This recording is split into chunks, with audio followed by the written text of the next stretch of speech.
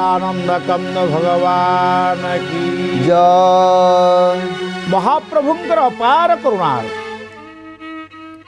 अहल्या उद्धार प्रसंग आपण माने श्रवण कर आपण माने सुनिथिले गत अध्याय चरण कमल रज चाहती चाहती माने इच्छा करुछि।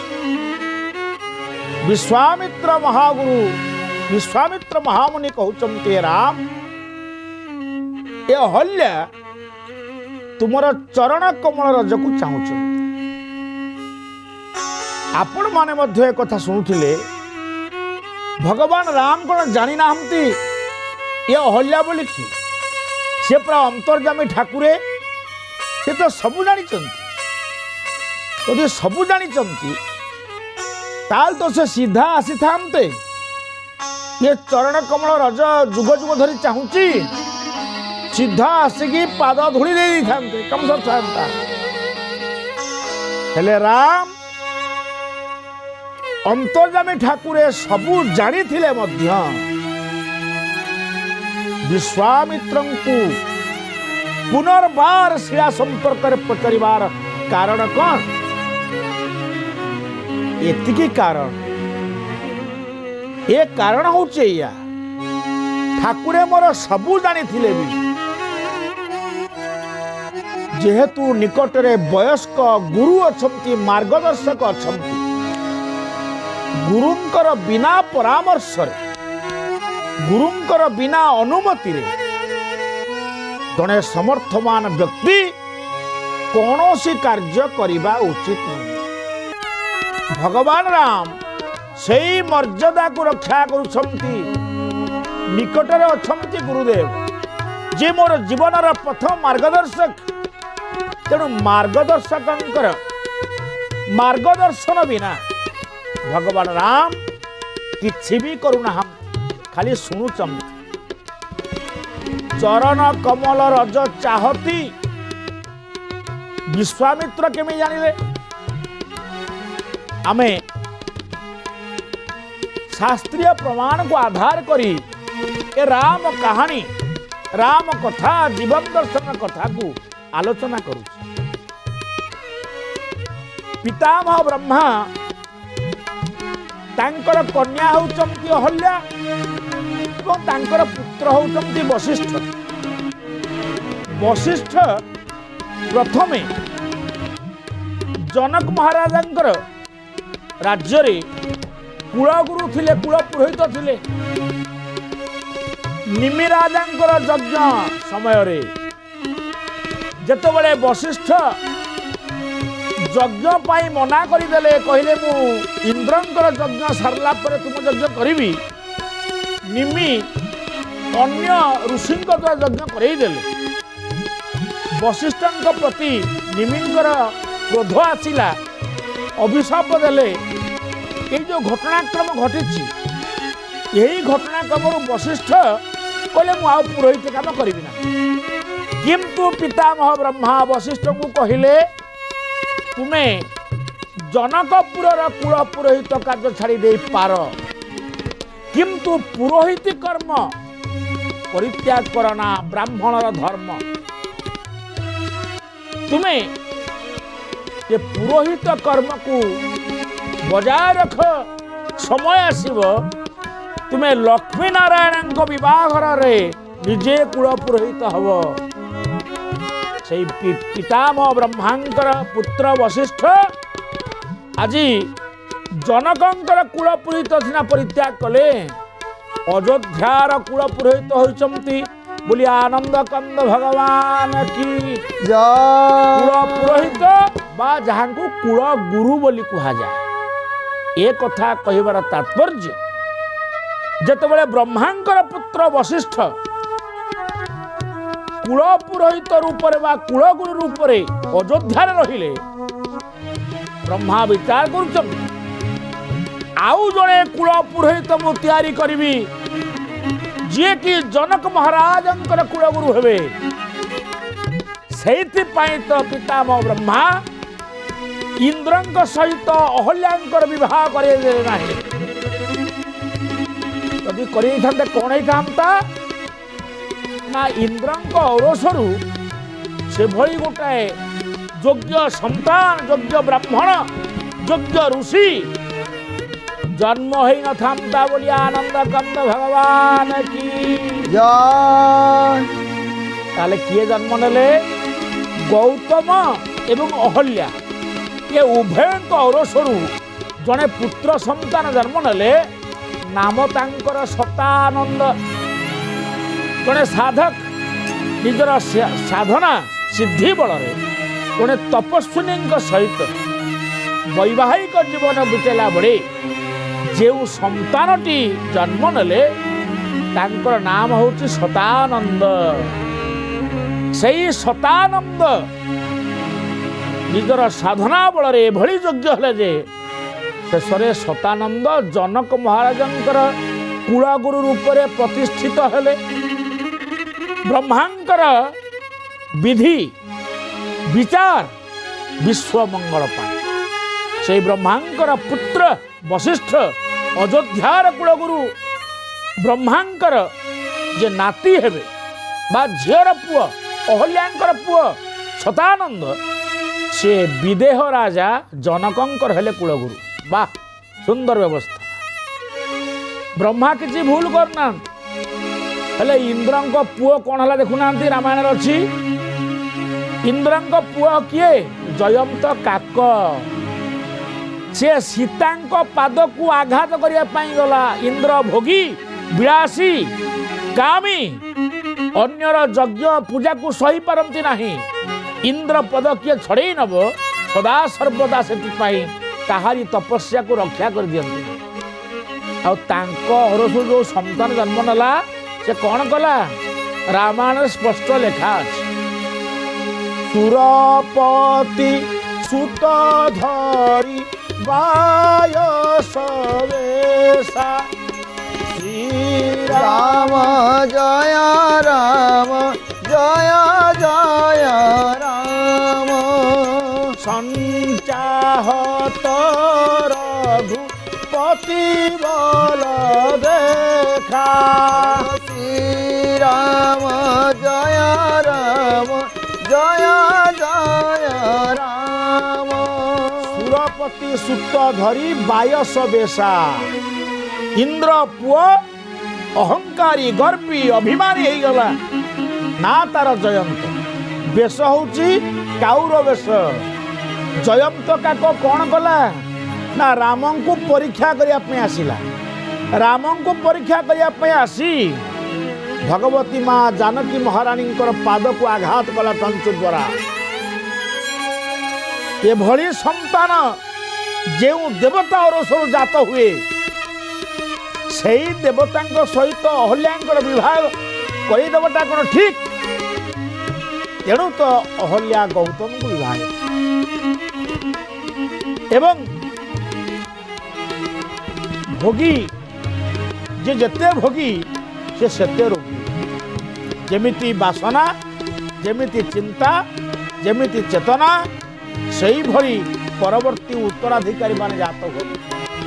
ତେଣୁ ବିଳାସ ବ୍ୟସନ ଭୋଗକୁ ପରିତ୍ୟାଗ କରି ଈଶ୍ୱରଙ୍କ ଚରଣରେ ସମର୍ପିତ ହେବା ସବୁଠାରୁ ଆମ ଜୀବନର ପରମ ଲକ୍ଷ୍ୟ। ଆମେ ଉତ୍କଳୀୟ ସାହିତ୍ୟ ବୈଦେହୀଶ ବିଳାସ ଲେଖିଥିବା କବି ସମ୍ରାଟ ଉପେନ୍ଦ୍ର ଭଞ୍ଜ ଏହି ପ୍ରସଙ୍ଗରେ ଏକ ସୁନ୍ଦର ଧାଡ଼ିଟି ଅବତାରଣ କରିଛନ୍ତି। ସେଥିରେ ମଧ୍ୟ ଲେଖା ଅଛି ଭଗବାନ ରାମ ଯଦି ମର୍ଯ୍ୟାଦା ପୁରୁଷ ଜଣେ ଋଷି ପତ୍ନୀଙ୍କ ଉପରେ ପାଦ ରଖିବେ କି? ଆଦୌ ନୁହେଁ। ଯିଏ ସନ୍ଥମାନଙ୍କୁ ବନ୍ଦନା କରନ୍ତି, ବ୍ରାହ୍ମଣମାନଙ୍କ ପାଦ ତଳେ ନତମସ୍ତକ ହୋଇ ନମୋ ବ୍ରହ୍ମଣ୍ୟ ଦେବାୟ ଗୋ ବ୍ରାହ୍ମଣ ହିତାୟ ଚ, ସେ ଭଗବାନ ରାମ ଜାଣି ସାରିଲେଣି ଗୌତମ ମହାମୁନିଙ୍କର ଧର୍ମପତ୍ନୀ ବ୍ରାହ୍ମଣ କନ୍ୟା, ବ୍ରାହ୍ମଣ ପତ୍ନୀ ତାଙ୍କ ଉପରେ ପାଦ ଥୋଇବେ କି? ଆଦୌ ନୁହେଁ। ଉତ୍କଳୀୟ ସାହିତ୍ୟରେ ବୈଦେହୀଶ ବିଳାସରେ ପଦ ଏକ ସୁନ୍ଦର ଯୁକ୍ତି କ'ଣ କହୁଛନ୍ତି? ବାଟେ ସେ ବନରେ ପଡ଼ିଥିଲା ଦିବ୍ୟ ଶିଳା, ବାଟେ ସେ ବନରେ ପଡ଼ିଥିଲା ଦିବ୍ୟ ଶିଳା, ରାମ ଚରଣ ଲାଗି ଯେ ଅବଳା, ଶ୍ରୀରାମ ଜୟ ରାମ ଜୟ ଜୟ ରାମ,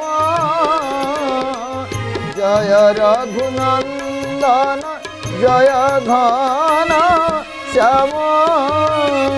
କବି ସମ୍ରାଟ ବିଚାର ଦଉଛନ୍ତି ଯେ ବାଟରେ ଯୋଉ ଶିଳାଟି ପଡ଼ିଥିଲା ସେଟା ହଉଛି ଦିବ୍ୟ ଶିଳା। ହଁ, ନିଶ୍ଚିତ ଦିବ୍ୟ ଶିଳା।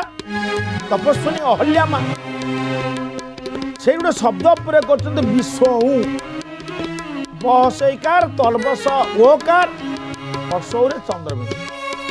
ଏ ବିଶ୍ୱ ଶବ୍ଦଟାକୁ ବୁଝିଗଲେ ଆମେ ଜାଣିବା ଭଗବାନ ରାମ ତାଙ୍କ ଉପରେ ପାଦ ଥୋଇଲେ କି ଚରଣ ଧୂଳି ଝାଡ଼ିକି ପକେଇଦେଲେ।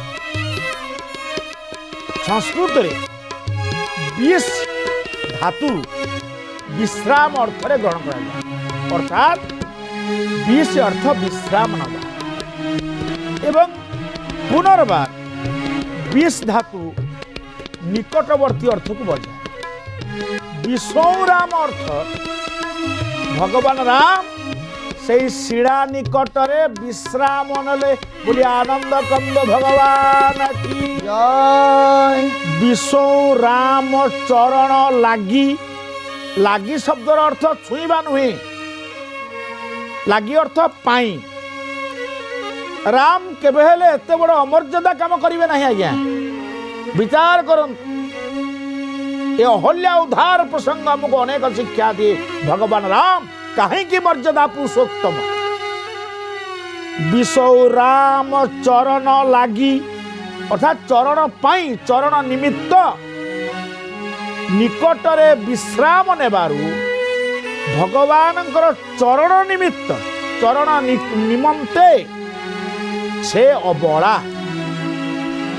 ଜଡ଼ ନିକଟରେ ଯେତେବେଳେ ପରମ ବ୍ରହ୍ମ ଆବିର୍ଭୂତ ହୋଇଯାଆନ୍ତି, ଜଡ଼ ଚେତନ ପାଲଟି ଯାଏ, ଚେତନ ଜଡ଼ ହେଇଯାଏ। ଅହଲ୍ୟା ଯେତେବେଳେ ପାଷାଣତ୍ୱକୁ ପ୍ରାପ୍ତ ହେଉଛନ୍ତି, ସେତିକିବେଳେ କାନ୍ଦି କାନ୍ଦି ବୃନ୍ଦା ରାଣୀର କଥା ମନେ ପକାଉଛନ୍ତି। ହେ ତୁଳସୀ, ହେ ବୃନ୍ଦା, ଧନ୍ୟ ଧନ୍ୟ ତୁମର ପ୍ରତିପଦା ଧର୍ମ। ତୁମେ ଭଗବାନ ଛଳକାରୀ ନାରାୟଣକୁ ଅଭିଶାପ ଦେଲ, ଆଉ ଭଗବାନ ତୁମକୁ ମଥାରେ ମୁଣ୍ଡେଇଛନ୍ତି। ଆହା, କେବଳ ବୃନ୍ଦା ମାଙ୍କର, ତୁଳସୀ ମାଙ୍କର ଚିନ୍ତନ କରୁଛନ୍ତି। ଆଉ ତୁଳସୀ ଚିନ୍ତନରୁ ଭଗବାନ ରାମଙ୍କ ଦୃଷ୍ଟି ପଡ଼ିଗଲା ସେଇ ଶିଳା ନିକଟରେ କତିପୟ ତୁଳସୀ ବୃକ୍ଷ ମଧ୍ୟ ଉଠି ଯାଇଛନ୍ତି। ଆହା, ଆଉ ଯେଉଁଠି ତୁଳସୀ ସେଇଠି ରାମ, ଯେଉଁଠି ତୁଳସୀ ସେଠି ଶ୍ୟାମ, ଯେଉଁଠି ତୁଳସୀ ସେଠି ଜଗନ୍ନାଥ, ଯେଉଁଠି ତୁଳସୀ ସେଠି ଗୋପୀନାଥ। ଆଉ ଏଠି ତ ନାରୀ ମୂର୍ତ୍ତି ଅହଲ୍ୟାଙ୍କ, ତପସ୍ୱିନୀ ଅହଲ୍ୟାଙ୍କ ନିକଟରେ ତୁଳସୀ ବୃକ୍ଷ। ଭଗବାନ ରାମ ଚାଲିଗଲେ, ବୋଲେ ଗୁରୁଦେବ ଏଠି ଟିକେ ବିଶ୍ରାମ ନେବି। ବିଶ୍ୱ ରାମ ଚରଣ ଲାଗି ସେ ଅବଳା। ଉପେନ୍ଦ୍ର ଭଞ୍ଜଙ୍କର ବିଚାର, ଯେତେବେଳେ ଦୃଷ୍ଟି ଉତ୍ତମ ହେଇଯାଏ, ଅହଲ୍ୟା ମା ଚେତା ପାଇଗଲେ, ଅର୍ଥାତ୍ ତାଙ୍କ ନିକଟରେ ଚେତନା ଆସିଗଲା। ଜଡ଼ବତ୍ ଥିଲେ, ଜଡ଼ରୁ ଚେତନା ପାଇଗଲେ। ଚେତନା ପାଇଗଲା ପରେ ଅହଲ୍ୟା ମା ଦେଖୁଛନ୍ତି ସମ୍ମୁଖରେ, କାହାକୁ ଦେଖୁଛନ୍ତି ନା ନୀଳାମ୍ବୁଜ ଶ୍ୟାମଳ କୋମଳାଙ୍ଗମ୍, ନୀଳାମ୍ବୁଜ ଶ୍ୟାମଳ କୋମଳାଙ୍ଗ ଭଗବାନ ରଘୁନାଥଙ୍କୁ। ମନେ ପଡ଼ିଲା ତାଙ୍କର ପୂର୍ବ ଅଭିଶାପର କଥା। ଆହା, ମୋ ସ୍ୱାମୀ ମତେ ଅଭିଶାପ ଦେଇଥିଲେ। ଗୌତମ ମହାମୁନି କ'ଣ ଅଭିଶାପ ଦେଇଥିଲେ? ବାଲ୍ମୀକି ରାମାୟଣ, ବାଲ୍ମୀକି ରାମାୟଣର 48 ଅଧ୍ୟାୟ 30 ନମ୍ବର ଶ୍ଲୋକରେ ଅହଲ୍ୟାଙ୍କୁ ଅଭିଶାପ ଦେଲାବେଳେ ବାଲ୍ମୀକି ମହାମୁନି ଲେଖୁଛନ୍ତି ଗୌତମ କ'ଣ କହିଥିଲେ। ଇଏ ସଜ୍ଜନ ପାତ ଭକ୍ଷା ନିରାହାରା ତପ୍ୟନ୍ତି ଭସ୍ମସାଇନି। ଗୌତମ କହୁଛନ୍ତି ହେ ଅହଲ୍ୟା, ମୁଁ ତୁମକୁ ଅଭିଶାପ ଦଉଛି।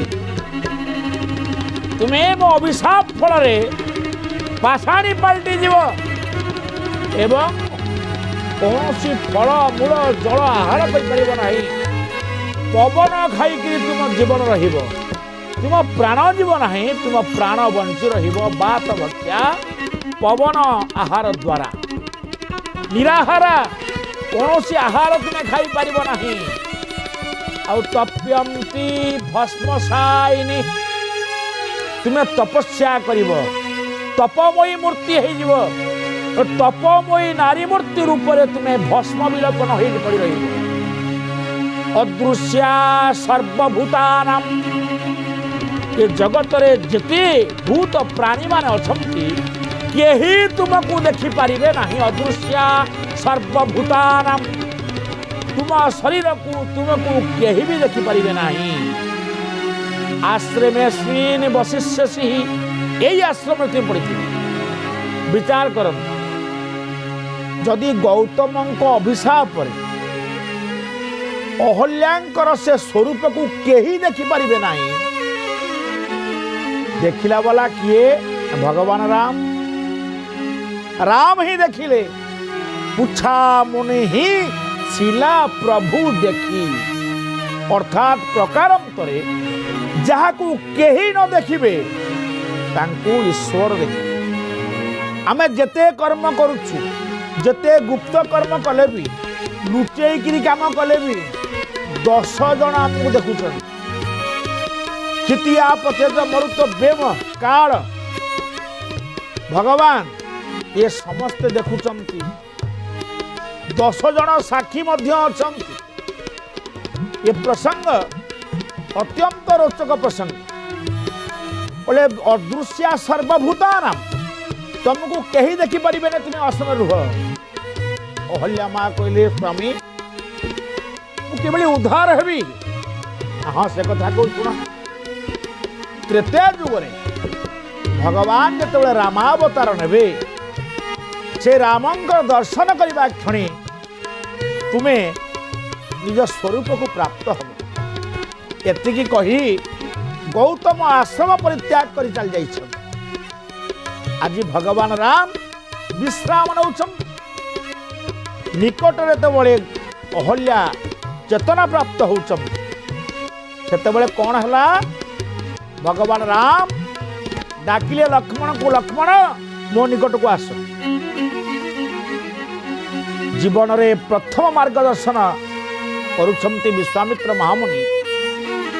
ବିଶ୍ୱାମିତ୍ର ଚାହିଁଛନ୍ତି, ଭଗବାନ ରାମ ଲକ୍ଷ୍ମଣକୁ ଡାକୁଛନ୍ତି।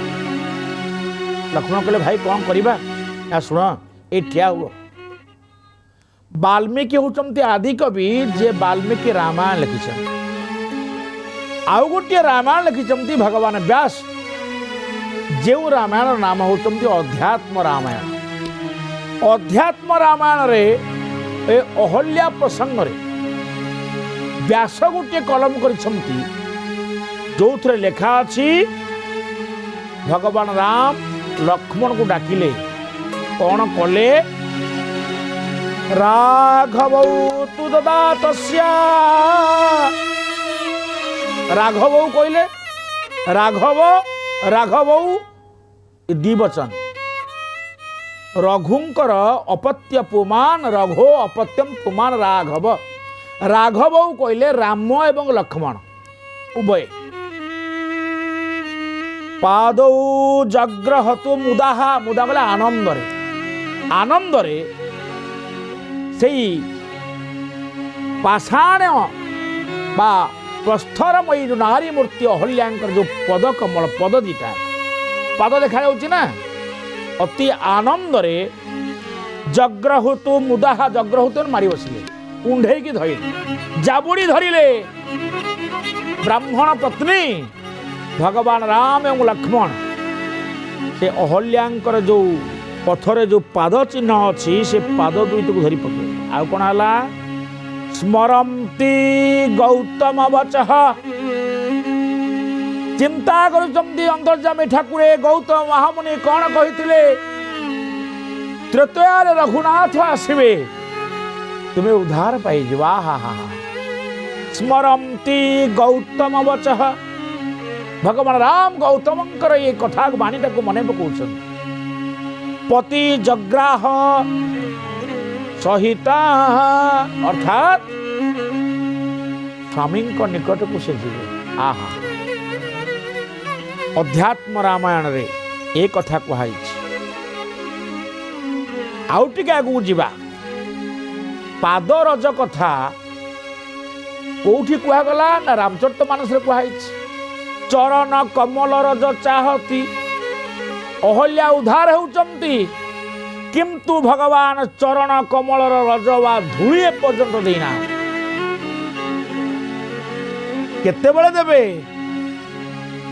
विचार आपण मन का आगे नेबे अध्यात्म रामायण रे स्पष्ट उल्लेख छमती निजे अहल्या मा रामंकर पाद धूଳି टिक मागी छमती भगवान व्यास कलम कर अहल्या मा उद्धार हो गए राम को सम्मुख देखुं कौन कहले तब पद रज स्पर्शम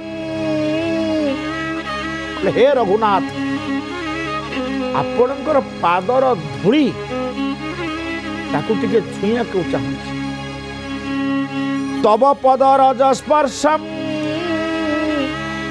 कांक्षते पवनासना मु पवन आहार करी तपस्विनी वेशरे तपस्विनी रूप में आज पर्यंत पड़ी प्रभु आपण पाद निकट रे ये शिलामोही नारी जिते बड़े पवन आहार करी पड़ी रही आज चेतना पाईगली प्रभु चेतना पाईगली कृपा करंतु प्रभु कांक्षते मु इच्छा करुच्ची आपणकर पाद तल धूଳି टिकक आहा भगवान राम बोले मो पादर रज कौन कर माँ नाई प्रभु मते दियंतु आसाद्यापि रघु श्रेष्ठ रघुकुलर श्रेष्ठ भगवान राम निज पाद घुंचे देइचंती अहल्या माँ ए पाद तलु दी मुठा धूଳି धरी नहीं आहा से पाद तलु धरी नहीं दी मुठा माटी अहल्या उद्धार हो तप दुष्कर आश्रित मु दुष्कर तप जो तपस्विनी मो तपस्यार पुण्य फल प्रभु तुम पाद तलर धूଳି तुम पाद तलर धूଳି आ पाद तलर धूଳି भगवान रज केते महान केते पवित्र गोपाल कुल तिलक पद्मल राजहंस महापुरुष अच्युत भगवान रघुनाथंकर ये पादर महिमा को वर्णना करुछंती नारायण से महिमार कौन कहले जेउ पाद लागी अहल्या पासा नरु तरिला गोविंद गोविंद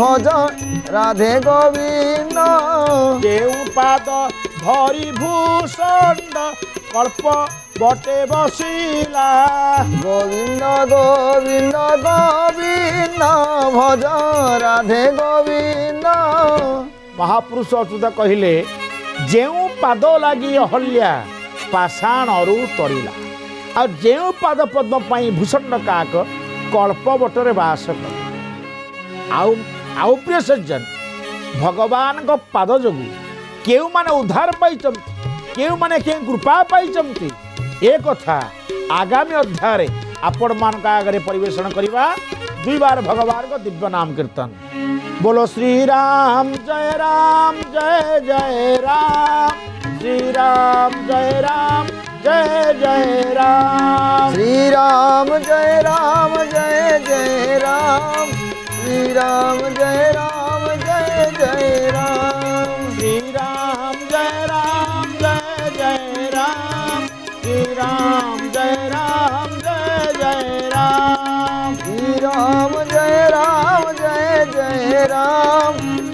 राम जय राम जय जय राम बोले श्याम रामचंद्र की